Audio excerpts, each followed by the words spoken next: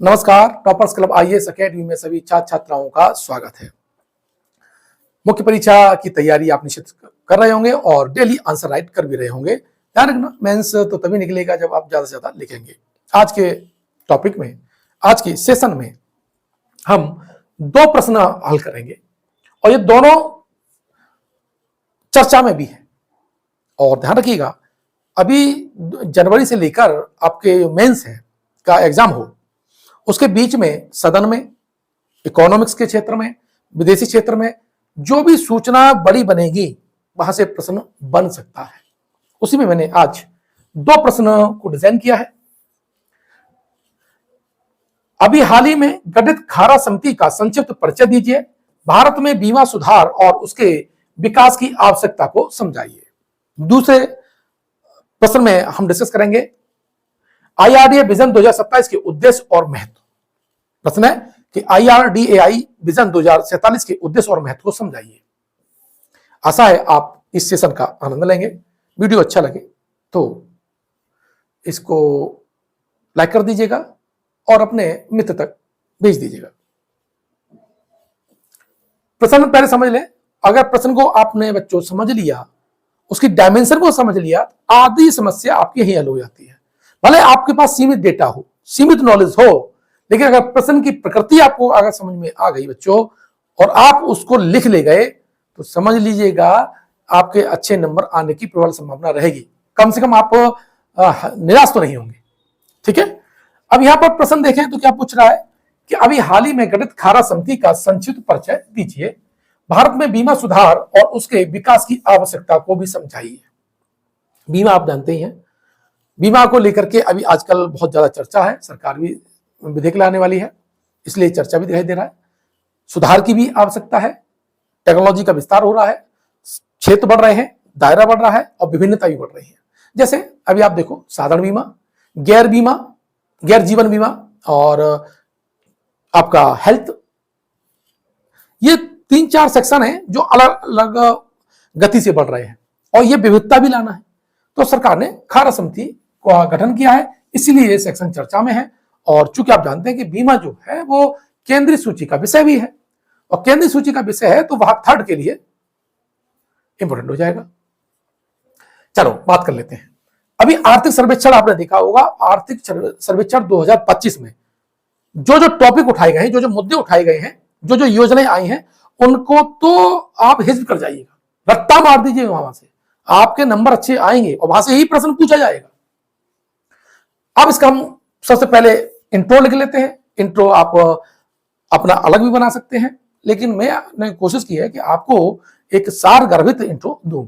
आप उससे भी बेटर लिख सकते हैं। हमेशा समझना, इस लेक्चर के बाद, सुनने के बाद आप अपने अच्छे से अच्छे शब्दों का प्रयोग करके इसे और उत्कृष्ट बनाइए। आर्थिक सर्वेक्षण 2025 में बीमा क्षेत्र को G20 देशों में सबसे तेजी से बढ़ने वाला क्षेत्र बताया गया है।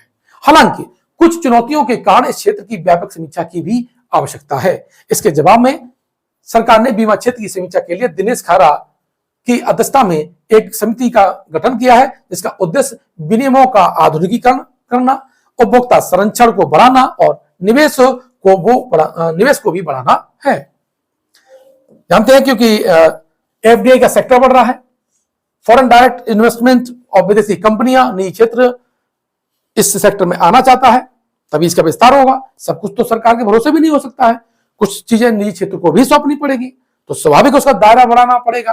टेक्नोलॉजी का इतना विकास हो गया है, साइबर हमले हो रहे हैं, साइबर सिक्योरिटी का मामला है, और जो नीचे जो अभिकर्ता होते हैं वो जनता के साथ कैसे व्यवहार करते हैं। ऐसा तो नहीं है वो झूठ बोल करके बीमा की पॉलिसी बेच रहे हो। उनके जो बीमा है, उनके दावे और उनका जो रिटर्न होता है वो उपभोक्ता को मिल रहा है अथवा नहीं मिल रहा है। अगर उससे संबंधित कोई दिक्कत है तो किस तरह से सुलझाए जाएंगे, उन कानूनों का, उन समस्याओं का सरलीकरण कैसे होगा, इन सारी बातों को हम इस सेशन में डिस्कस करेंगे, इस प्रश्न में डिस्कस कर लेंगे।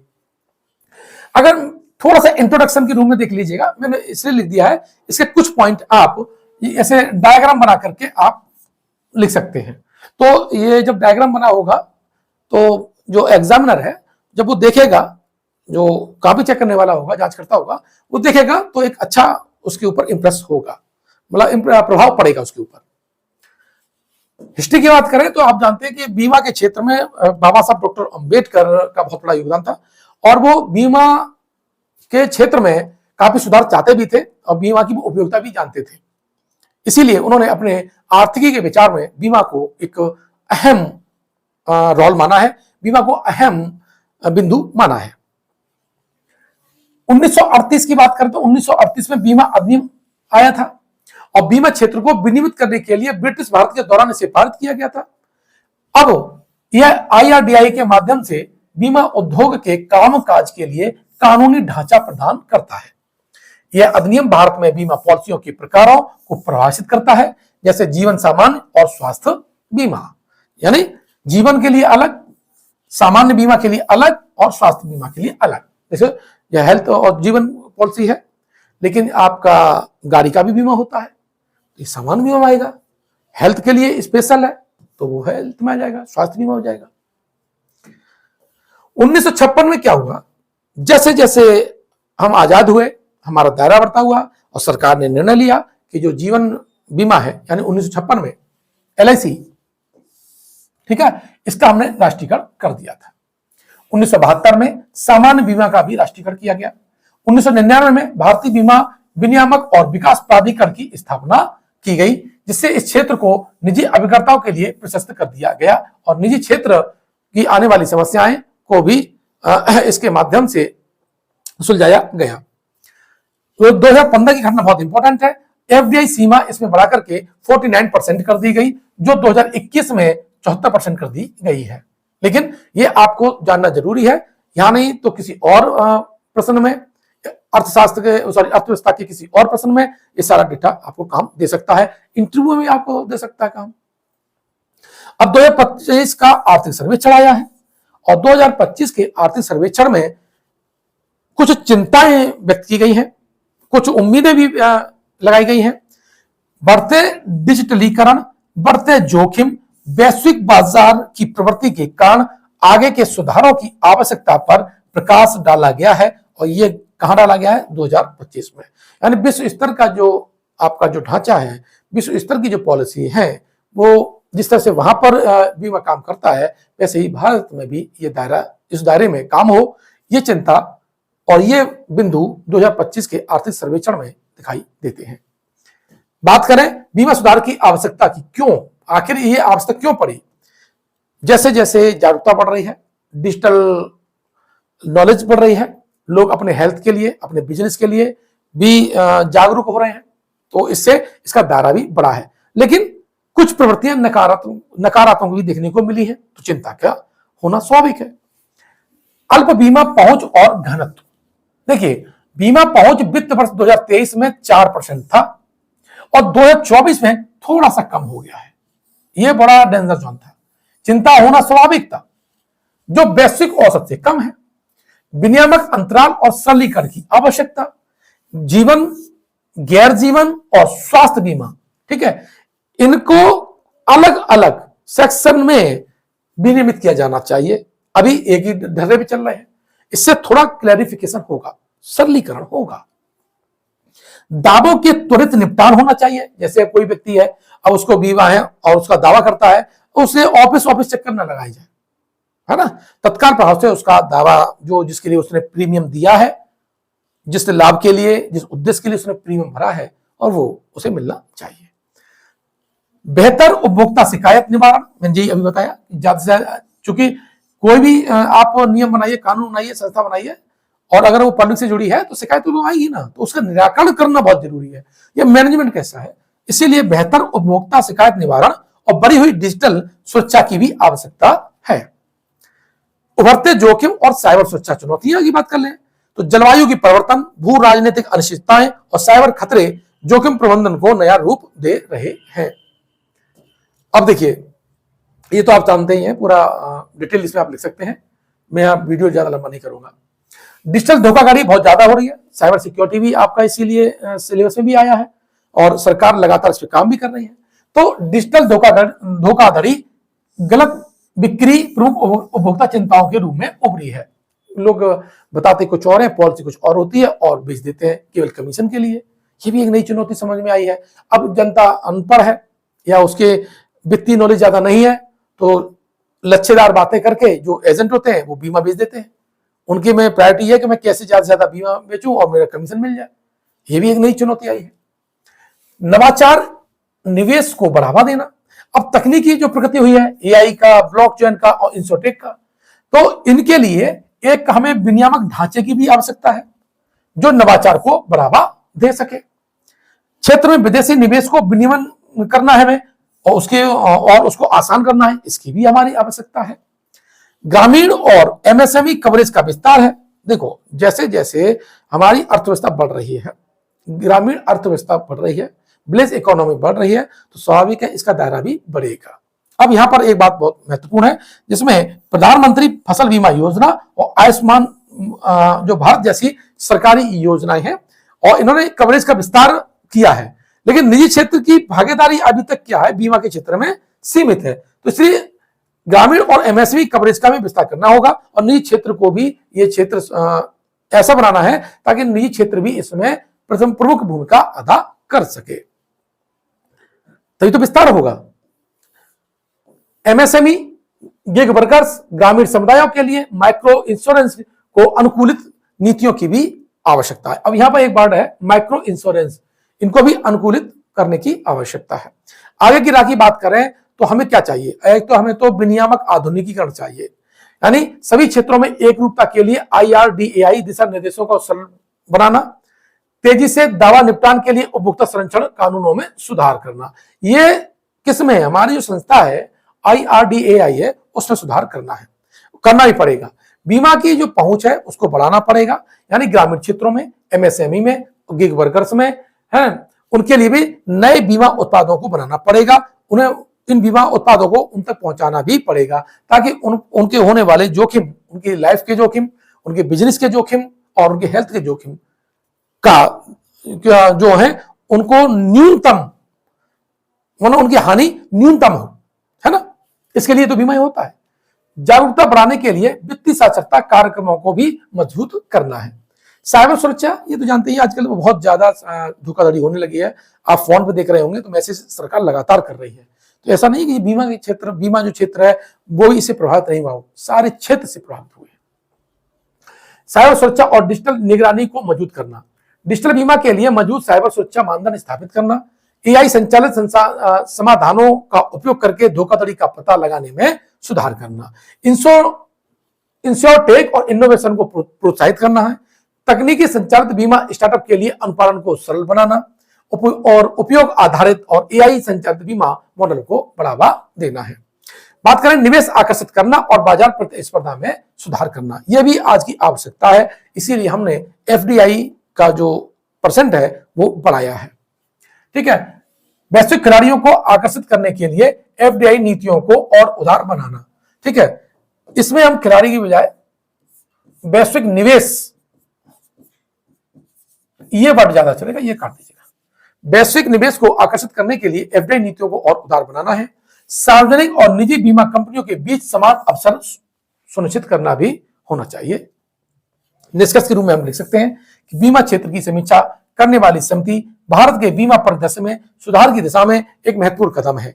विनियामक सरलीकरण, वित्तीय समावेशन, डिजिटल सुरक्षा और नवाचार पर ध्यान केंद्रित करके भारत अपने बीमा बाजार की पूरी क्षमता को अनलॉक कर सकता है और आगामी वर्षों में सतत विकास सुनिश्चित कर सकता है। यह निष्कर्ष है, इसे रट्टा मार दीजिएगा। अगर इसमें लगता है कि कोई चीजें हैं जैसे अनलॉक है, इसको आप हिंदी में लिख सकते हैं। ठीक है, तो इसको आप कर लीजिएगा और निष्कर्ष को बार बार लिख दीजिएगा इसको, और लिख करके उसका अच्छी तरह से एंड कीजिएगा। ध्यान रखिएगा, आपका जो प्रश्न है उसका आरंभ और उसका अंत एग्जामिनर को ज्यादा प्रभावित करता है। साथ ही बीच वाले भाग में थ्योरी से ज्यादा डायग्राम, जो चित्र बने होते हैं, वो प्रभावित करते हैं। तो एग्जामिनर की साइकोलॉजी को समझते हुए आप आंसर को जरूर लिखेंगे, इस बात को ध्यान रखिएगा। ठीक है, अगला जो प्रश्न है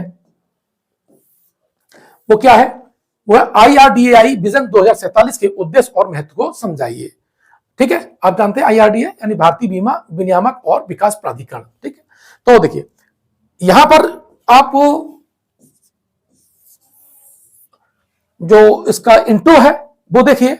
अब प्रश्न देखिए, IRDA विजन 2047 के उद्देश्य और महत्व को समझाइए। टू द पॉइंट है, आप उद्देश्य बताने हैं और महत्व बताना है, और कोई ज्यादा राग नहीं अलापना है। लेकिन मैंने इसके बृहद डायमेंशन को शामिल किया है। लेकिन आप क्या करेंगे, फोकस करेंगे उद्देश्य को और आपको महत्व को है। जैसे मैंने इंट्रो में लिखा, बीमा नियामक संस्था भारतीय बीमा विनियामक और विकास प्राधिकरण ने वर्ष 2047 तक सभी के लिए विजन इंश्योरेंस के रूप में भारत में बीमा क्षेत्र को व्यापक बनाने हेतु IRDA विजन 2047 प्रस्तुत किया है। लंबा है लेकिन कोशिश करेंगे तो आ जाएगा। बीमा गतिविधियों में आने वाली समस्याओं को कम करने हेतु IRDA जीवन बीमा फर्मों के सहयोग से बीमा ट्रिनिटी लॉन्च करने की भी योजना बना रहा है, जिसमें बीमा सुगम, बीमा विस्तार, बीमा वाहक शामिल हैं। सभी राज्यों और केंद्र शासित प्रदेशों के प्रत्येक बीमाकर्ता को योजना में शामिल किया गया है। अब इसको देखिए, इसको और सरलीकरण कर सकते हैं आप, लेकिन इसको आप फोकस में ज्यादा रखिए। अब IRDA विजन 2047 की बात करें, क्योंकि भारत को विकसित करने का लक्ष्य 2047 रखा गया है, तो स्वाभाविक है बीमा का क्षेत्र में भी ये टारगेट मिला होगा। तो 2047 का जो विजन है उसके उद्देश्य समझ लीजिए, और यही हमारी प्रश्न की डिमांड है। बस 2047 तक सभी के लिए बीमा सुनिश्चित करने का लक्ष्य है, ताकि प्रत्येक नागरिक के पास एक उपयुक्त जीवन, स्वास्थ्य और संपत्ति बीमा कवर हो। अब यहां पर बीमा कवरेज की बात हुई है, अब हो से काम नहीं चलेगा, कवर आपको लिखना ही पड़ेगा। और प्रत्येक उद्यम को उचित बीमा समाधान द्वारा समर्थित किया जा सके। यानी हमने अपने मानव संसाधन को और आप अपने औद्योगिक संसाधन को या औद्योगिक व्यक्ति को इसमें कवर किया है। और राष्ट्र के लिए जितने मानव संसाधन जरूरी है, उतने ही औद्योगिक संसाधन, खनिज संसाधन भी जरूरी रहते हैं। इसका उद्देश्य भारतीय बीमा क्षेत्र को विश्व स्तर पर आकर्षक लायक बनाना भी है। यह इसके उद्देश्य हैं। अब इसमें देखिए, पिलर की अगर मैं बात करूं, स्तंभ की बात करूं, तो इसमें 3 स्तंभ हमको दिखाई देते हैं। पहला है बीमा का ग्राहक यानी पॉलिसी धारक होता है, दूसरा बीमा प्रदाता यानी जो कंपनी होती है, और बीमा का वितरक जो एजेंट होता है। इसके 3 स्तंभ हैं। अब इसमें ज्यादा मन लिखिएगा, बस केवल इसको डायग्राम बनाइए और काम करके निकल जाइए। अब लक्षित क्षेत्र क्या, टारगेट एरिया क्या है इसमें, ये पढ़ लीजिएगा, ये तो इंपॉर्टेंट ही है। सही ग्राहकों को सही उत्पाद, यानी जो मेरी डिमांड है मुझे वही बीमा मिले। आजकल तो बीमा वाले जाते हैं कि हमने बीमा करा लिया, किसका बीमा कराया, किस उद्देश्य के लिए बीमा कराया, बच्चों के लिए है, बुजुर्गों के लिए है, हेल्थ के लिए है, ये उनको ज्यादा जानकारी नहीं होता है। बस होता है कि हमारा बीमा हो गया है। तो ध्यान रखिएगा, सभी ग्राहकों को सही उत्पाद उपलब्ध कराना, सुदृढ़ शिकायत निवारण तंत्र बनाना, बीमा क्षेत्र में व्यापार करने में आसानी हेतु इसे सुगम बनाना, बाजार की गतिशीलता के अनुरूप नियामक संरचना सुनिश्चित करना, नवाचार को बढ़ावा देना। अब देखो, इसमें ELSS स्कीम आती है जो आपको टैक्स में छूट भी देती है, कुछ ऐसी स्कीम्स आती हैं। हमें इसकी विविधता को समझना पड़ेगा, उस विविधता को लिखना पड़ेगा, तब आपके जो उत्तर में जान आएगी। और उत्तर में जान आई तो निश्चित रूप से आपका दिल किसी सरकारी ऑफिस में एक प्रशासनिक अधिकारी के रूप में जरूर धड़क रहा होगा। इसलिए वो दिल वहां पर धड़के, इसलिए पहले इधर धड़का लो, है ना। मुख्य धारा में प्रौद्योगिकी को लाते हुए प्रतिस्पर्धा और वितरण दक्षता के साथ सिद्धांत आधारित नियामक व्यवस्था की ओर बढ़ना, ये टारगेट एरिया थे। इतने पॉइंट हैं। आशा है इस बात को वीडियो को देखकर कई बार आप लिखेंगे। महत्व की बात करें तो यह पूरे देश में लोगों की एक ऐसी सस्ती बीमा पॉलिसी तक पहुंच प्रदान करने में मदद करेगा जो स्वास्थ्य, जीवन, संपत्ति और दुर्घटना को कवर करती हो। साथ ही ये नीतियां कभी कभी घंटों के अंदर तेजी से दावा निपटान और जिम या योग संस्था जैसे अतिरिक्त लाभ भी प्रदान करती है। बहुत इंपॉर्टेंट है ये वाली लाइन। निष्कर्ष के रूप में आप देखें तो IRDA विजन 2047 का उद्देश्य भारतीय बीमा क्षेत्र के वैश्विक स्तर पर प्रतिस्पर्धी लायक बनाना, समावेशी और तकनीकी रूप से उन्नत बनाना है। यह बीमा की पहुंच को बढ़ाने, उपभोक्ताओं को सुरक्षा सुनिश्चित करने, नवाचार को प्रोत्साहित करने और एक स्थायी एवं नियामक अनुकूल वातावरण बनाने पर केंद्रित है। बहुत इंपॉर्टेंट है, ध्यान रखिएगा इसे। इस विजन के तहत बीमा सभी के लिए, कौन सा, ये टैगलाइन है, अंडरलाइन कर सकते हैं, बीमा सभी के लिए यानी इंश्योरेंस फॉर ऑल का लक्ष्य रखा गया है, जिससे बस 2047 तक प्रत्येक नागरिक को और उसके व्यवसाय को क्या मिलेगा? उपयुक्त बीमा कवरेज मिलेगा। ये आपके आंसर की ये आपके प्रश्न का एक मॉडल आंसर है। इसे आप अपनी बुद्धि, विवेक और नए डेटा के साथ लिख करके और उत्कृष्ट बना सकते हैं, और आपको बनाना भी चाहिए। अर्थात ये जो वीडियो देख रहे हैं, इस वीडियो देखने के बाद इस प्रश्न को आप बहुत ज्यादा अपडेट करेंगे, ऐसा मुझे विश्वास है। क्योंकि यही पर्याप्त नहीं होगा, आपका लेखन, आपकी मौलिकता आपको सफल बनाती है। तो अपनी भूमिका मत भूल जाइएगा। बात है, मैंने कहा कि धीमे धीमे अपना मैं दायरा बढ़ा रहा हूं। जीएस पेपर फर्स्ट यानी यूपीपीएससी मेंस, इसी में टेस्ट सीरीज स्टार्ट कर दी है। GS paper first, second, third और फिफ्थ, ये 4 मैंने अभी सेक्शन किए हैं। ज्यादा से ज्यादा लिखिएगा। मैं तो जितना टारगेट दूं, जितना आप मैक्सिमम लिख सकते हैं आप उतना लिखिएगा। ज्यादा लिखेंगे तो आपकी रीच ज्यादा बढ़ेगी, शब्दावली अच्छी होंगी, आप अपनी कमियों को पहचान पाएंगे, आप अपने लेखन को उत्कृष्ट लेवल पे ले जा पाएंगे। लेकिन इसके लिए आपको बहुत ज्यादा लिखना पड़ेगा। मेंस इसी से निकलेगा। अब 29 जून को पेपर है, तो अब आप समझ लीजिएगा आपके पास अभी भी बताऊं आपको, मार्च है, अप्रैल है, और मार्च अप्रैल आपका मई है, ठीक है। और ये 29 जून को है, तो यहां अगर 30 दिन ये यहां तो 31 होंगे, 30 होंगे, फिर 31 होंगे, और इधर भी आपको 9 तारीख 29 है, तो ये मान लीजिए 25 दिन आप एक्टिव रूप से ये इतना मान लीजिए। तो 1 और 1 7, 3 और 3 6, 3 9 2 11, लगभग 117 यानी 115 के दिन तो एक्टिव मान ही लीजिएगा, क्योंकि 2-4 दिन तो आपके होली में निकल जाएंगे। तो मुझे लगता है कि अभी भी आप पूरी तरह से परफेक्ट रूप से काम कर सकते हैं, तैयार कर सकते हैं, इसलिए निराश मत होइएगा। बस ये कि थोड़ा बच्चे जो प्रश्न है उसकी डिमांड बहुत कम भेजते हैं, थोड़ा प्रयास करिए, क्योंकि एसडीएम अच्छी पोस्ट होती है। मिलते हैं नेक्स्ट वीडियो में नए प्रश्नों के साथ मैं डिस्कस करूंगा। बहुत बहुत धन्यवाद। आप अगर हमारा ये वीडियो और हमारा ये चैनल देखते हैं तो थैंक यू।